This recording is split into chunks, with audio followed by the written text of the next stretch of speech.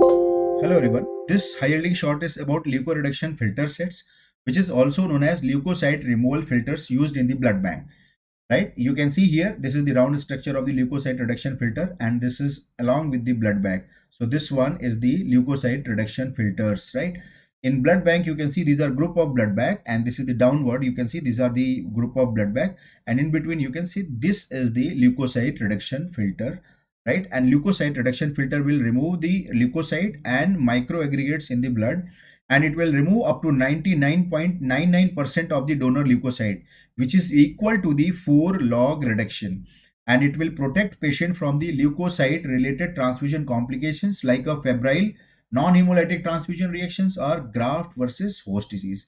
This will also prevent transfusion transmitted infections which is transmitted via leukocytes like a CMV, HTLV, Yersinia or Creutzfeldt-Jacobs disease. Enjoy learning and best wishes.